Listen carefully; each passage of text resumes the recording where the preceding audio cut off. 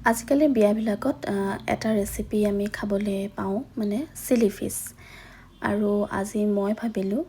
ময়ো ঘৰতে chilli fish মানে ৰান্ধোঁ তো আজি মই বনাবলৈ গৈ আছোঁ চিলি ফিছ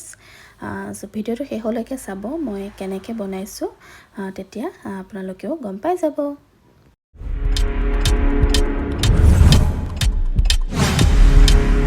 হেল্ল' ফ্ৰেণ্ডছ কাহি গৈছে হেল্ল' ফ্ৰেণ্ডছ আজি আকৌ আপোনালোকৰ কাৰণে এটা ৰেচিপি ভিডিঅ' লৈ আহিছোঁ একদম মোৰ পাকঘৰৰ পৰাই আহিছোঁ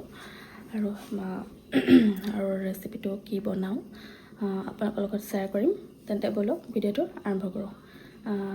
হাই welcome and welcome back to my Facebook page Shikha Bora Hazarika and YouTube channel শিখোজ ব্লগলৈ আপোনালোকক স্বাগতম জনাইছোঁ তো ব'লক ভিডিঅ'টো আৰম্ভ কৰোঁ আৰু ভিডিঅ'টো বনাবৰ কাৰণে লাগিব মাছ মই বনাবলৈ গৈ আছোঁ চিলি ফিছ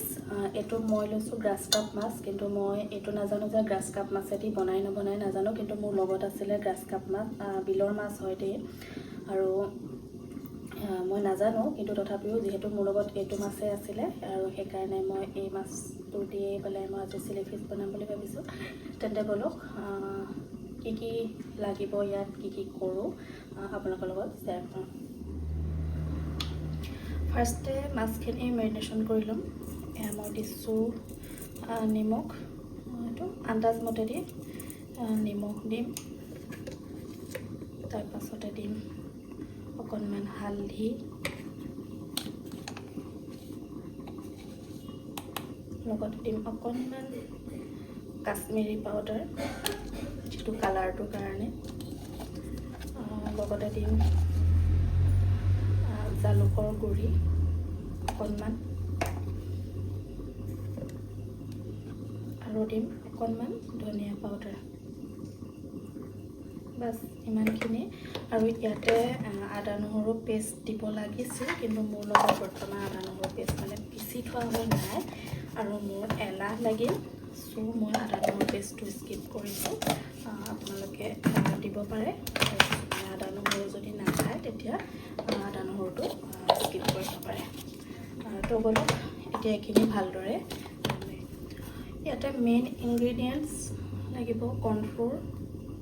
যিটো মই পাহৰি গৈছিলোঁ পেকেটটো দেখি মোৰ মনত পৰি গ'ল তো মই আকৌ পাহৰি যোৱাৰ আগতে এবাৰ ইয়াতে মই কৰ্ণফ্ল'ৰ দি ল'লোঁ এইখিনি ভালদৰে ধুনীয়া কৰি সানি ল'ম মাছখিনি ফ্ৰাই কৰিবৰ কাৰণে গেছৰ ফ্লেম অন কৰিলোঁ তাৰপাছতে মই এটা কেৰাহী মানে উঠাই দিছোঁ মই লোহাৰৰ কেৰাহী লৈছোঁ আপোনালোকে ননষ্টিকো ব্যৱহাৰ কৰিব পাৰে কিন্তু মই ননষ্টিক মানে কিয় বেয়া পাওঁ বৰ লাগি লাগি যায় যে ভাঙি ভাঙি যায় কিছুমান সেইকাৰণে মানে এইটো লোহাৰৰ কেৰাহীটোৱে লৈছোঁ তো ইয়াতে মিঠাতেল দিলোঁ তেল গৰম হৈ গ'ল গেছৰ ফ্লেমটো মই কমাই দি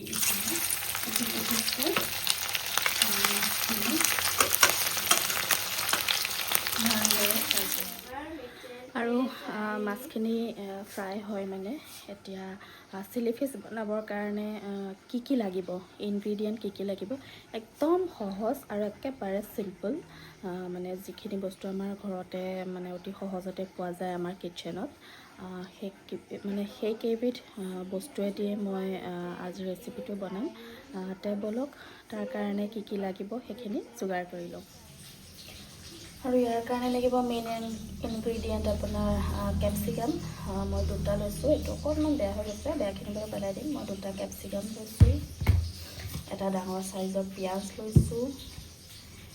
এইফালে লৈছোঁ মই দুটা বিলাহী পকা পকা ধুনীয়া একদম ৰঙা ৰঙা বিলাহী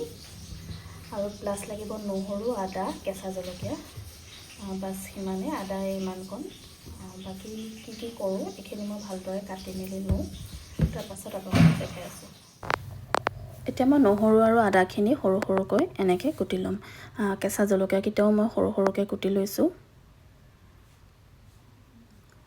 আৰু কেপচিকামটো মই এনেকৈ টুকুৰা টুকুৰ কৰি কেপচিকাম আৰু বিলাহীটো অকণমান বিলাহীটো মই ডাঙৰকৈ দিছোঁ আৰু বিলাহীৰ গুটিটো উলিয়াই দিব বিলাহীটো অকণমান ডাঙৰকৈ দিব কাৰণ বিলাহীটো পিটিককৈ গলি যায় ন।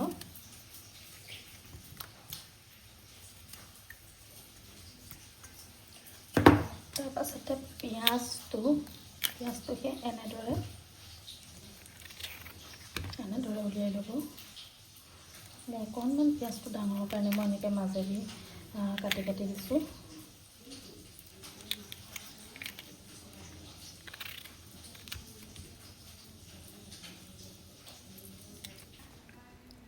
আৰু এয়া মোৰ গোটেইখিনি মানে চব্জি কাটি কুটি যোগাৰ কৰি লোৱা হৈ গ'ল। দেখিছে কেপচিকাম, পিঁয়াজ, বিলাহী আৰু মাছখিনি মোৰ প্ৰায় ভাজা হৈ গ'ল।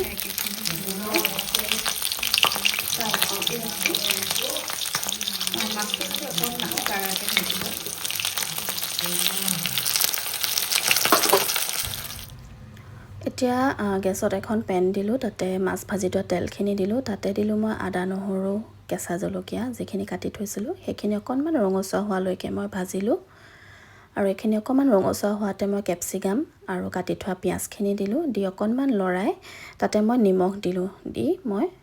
কভাৰ কৰি দিলোঁ। তাৰপাছতে মই এটা বাতিত ল'লোঁ অকণমান দৈ, অকণমান কৰ্ণফ্ল'ৰ, অকণমান ৰেড চিলি পাউডাৰ, অকণমান হালধি লৈ পেলাই মই এইখিনি অকণমান পানী দি মিক্সিত মাৰি ল'লোঁ। আৰু এতিয়া কেৰাহীত আকৌ মই ভিনেগাৰ দিলোঁ, চয়া চচ দিলোঁ আৰু টমেট' চচ দিলোঁ, দি এইখিনি ভালদৰে অকণমান লৰাই ল'লোঁ। এতিয়া ইয়াতে বনাই থোৱা পেষ্টটো, যিটো দৈ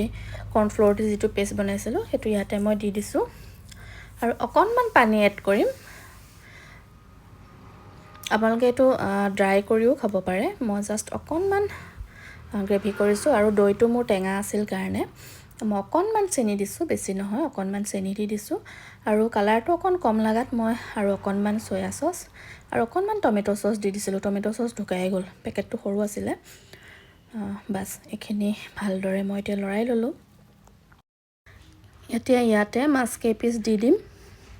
দি ভালদৰে ইলুটি শিলুটি কৰি দিম।